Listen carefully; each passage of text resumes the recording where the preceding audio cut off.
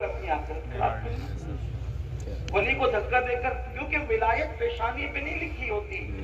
بہت ممکن ہو کہ اسٹیج پر جو چہرے آپ دیکھ رہے ہیں ان میں سب ولی نہ ہو، لیکن جو بیٹھے ہوئے ہو نا یہ چھپ کے عاجزی سے، ان میں کوئی ولی بہت ممکن ہے. یہ بات اچھی طرح یاد رکھیں. آج کل جلسوں کو ہم نے ایک مینے ٹھینے کی حیثیت دے دی، بلکہ جلسوں میں آؤ تو باوضو آؤ، ٹوپی پہن کر آؤ، خوشبو لگا کر آؤ اور باادب بیٹھو.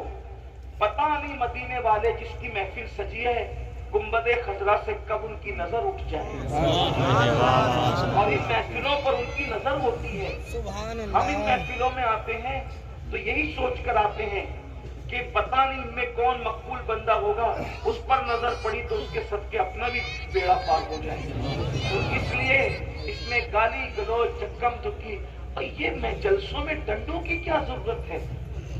یہ ڈنڈوں کے جلسے نہیں ہیں، یہ جھنڈوں کے جلسے ہیں، یہ درود و سلام اور امن و امان کے جلسے ہیں.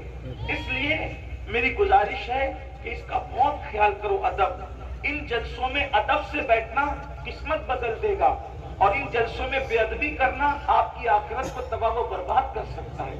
اس لیے اس کا بہت خیال کرو. یہ دھوم دھام زینا مستی ایسا مت کرو. لیکن میں جانتا ہوں یہ جو کچھ تم کرتے ہو وہ محبت میں کرتے ہو، لیکن محبت میں بھی آپ کو ادب کا دامن ہاتھ سے نہیں چھوڑنا چاہیے.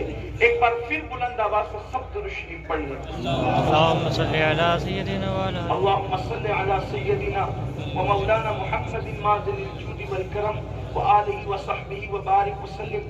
صلاۃ و سلام علیک یا جد الحسن والحسین.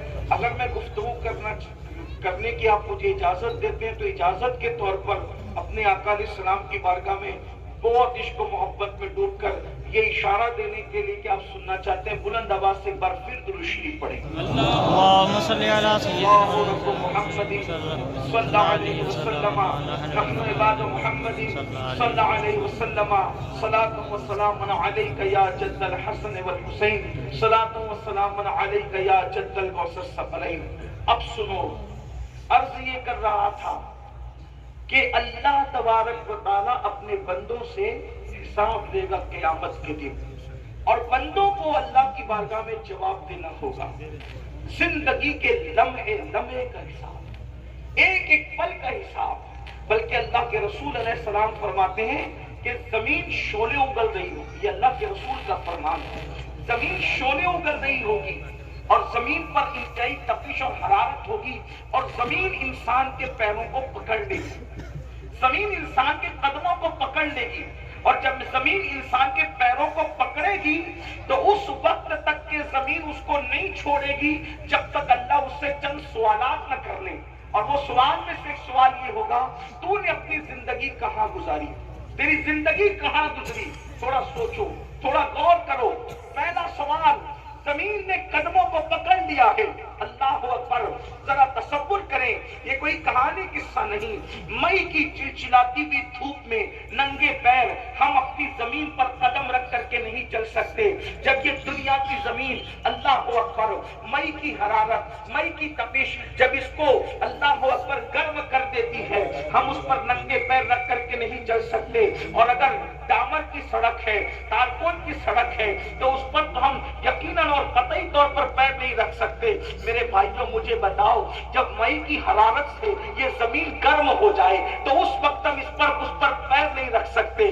اللہ اللہ، اس دن کیا حال ہوگا، ہم کیسے کھڑے رہیں گے، اور کھڑے رہنے کی طاقت کہاں سے لائیں گے، کھڑے رہنے کی قوت کہاں سے لائیں گے. اللہ اکبر. جب انسان کے سر اور سورج کے درمیان صرف ایک ہاتھ کا فاصلہ ہوگا. اللہ اکبر. آج سورج اپنی پیٹھ کی طرف سے چمک رہا ہے، اس دن سورج اپنے چہرے کی طرف سے چمکے گا. اللہ اللہ، اس دن کیا حال ہوگا.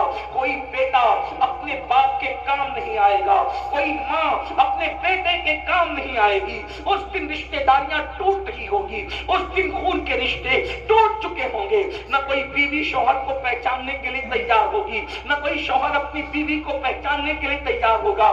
وہ کیسا دن ہوگا جس دن رشتے ٹوٹ چکے ہوں گے، جس دن ناطے بے وقت ہو چکے ہوں گے، جس دن کسی کا مکان نہ جس دن کسی کی دکان نہ ہوگی، جس دن کسی کی سلطنت نہ ہوگی، جس دن کسی کی حکومت نہ ہوگی، اس دن میرے اللہ کی حکومت کے سوا کسی کی حکومت نہیں، میرے اللہ کی بادشاہت کے سوا کسی کی بادشاہت نہیں۔ وہ خود فرمائے گا لمن الملک، آج حکومت کس کی ہے، آج ملک کس کا ہے؟ کوئی جواب دینے والا بھی نہ ہوگا، پھر خود ہی فرمائے گا للہ الواحد القہار، آج تو حکومت صرف اور صرف اس کے لیے ہے جو غلبے والا خدا ہے، جو قوت والا رب ہے۔